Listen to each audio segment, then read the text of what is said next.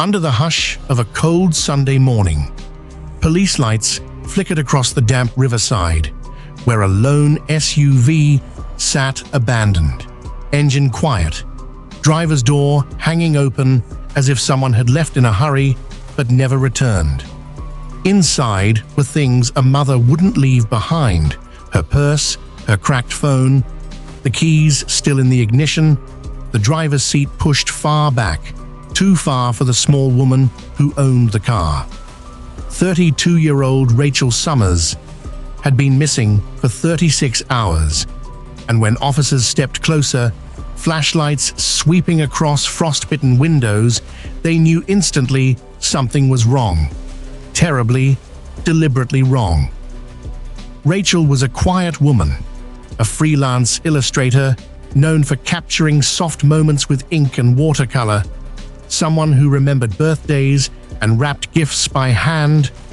People in town said she was gentle, someone you could leave your children with and sleep easy. But in her home, behind closed doors, peace was thinning. Neighbors spoke of late-night arguments muffled through drywall, sharp words cutting through silence, but police had no record, no official complaint, no visible bruise. A marriage that seemed whole from a distance, but cracked when viewed closer.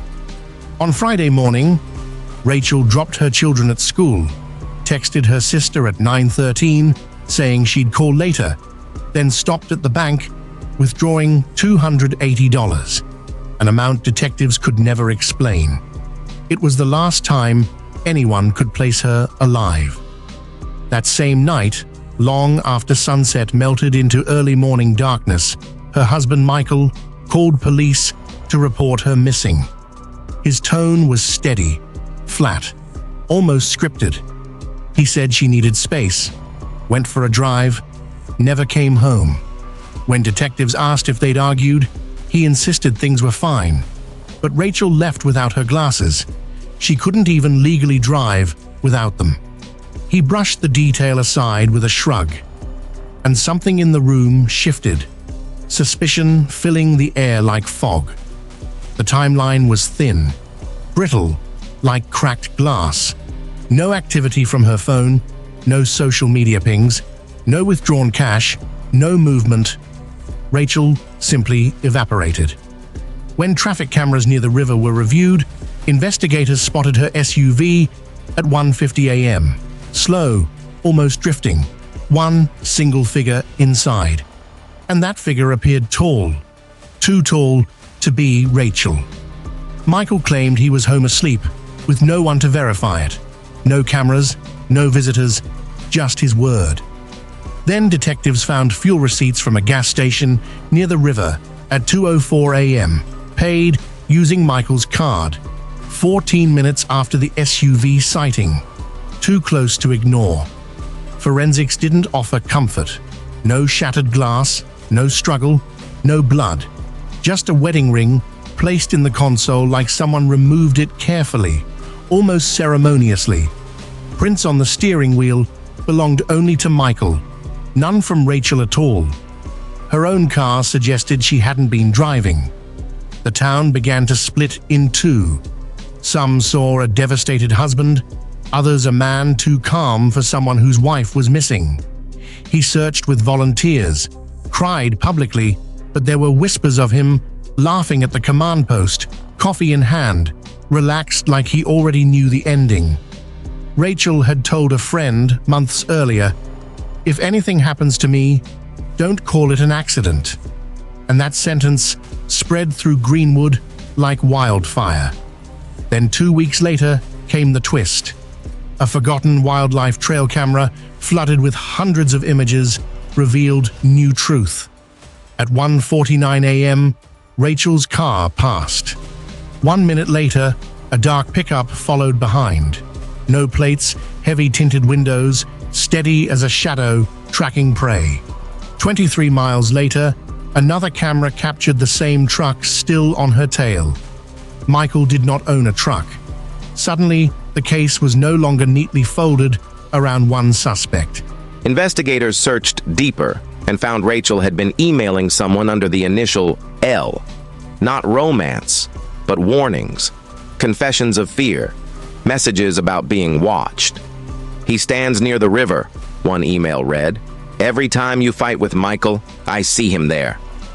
The details were intimate, unsettling. Knowledge only someone close could have known. And now the trail cameras confirmed it. Someone followed Rachel the night she vanished. No body, no confession, no certainty.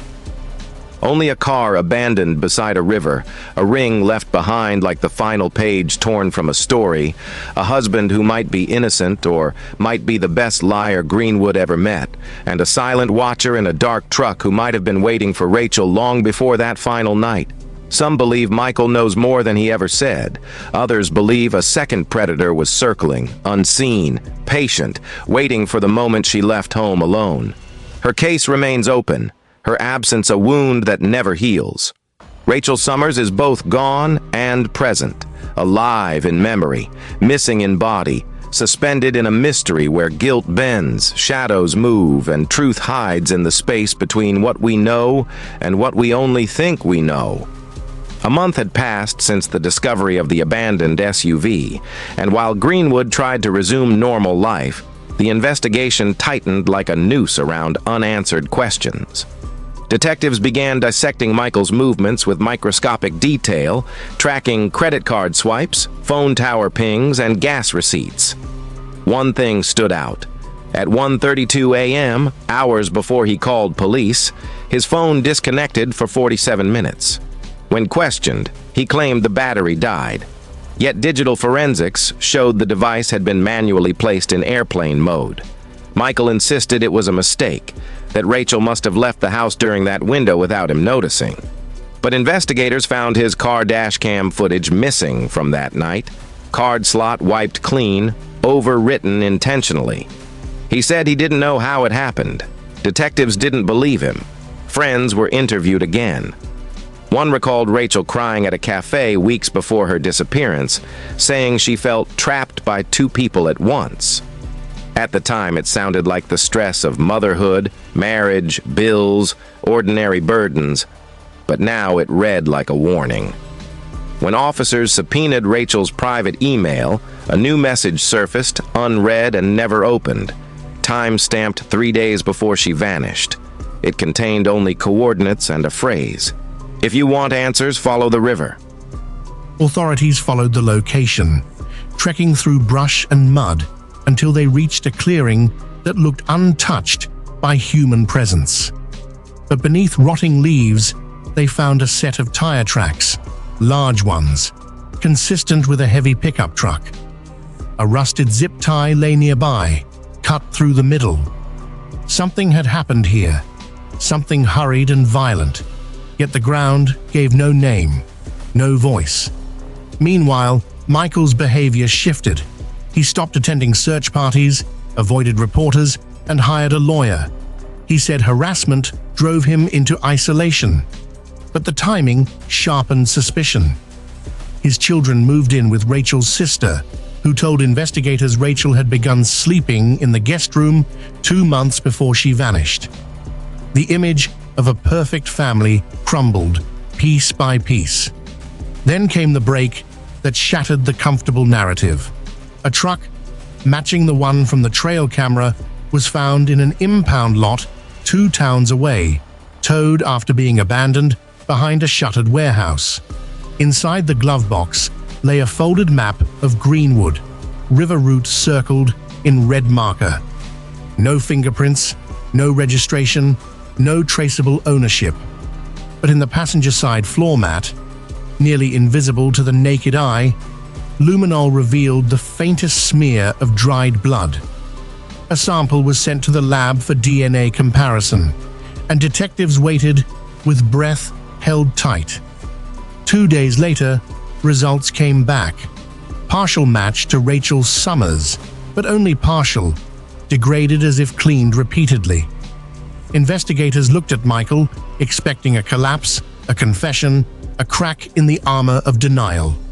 Instead, he reacted with visible shock, stumbling backward, swearing he'd never seen the truck in his life. For the first time, his voice broke. Not controlled, not practiced, but raw fear. He claimed someone else was framing him.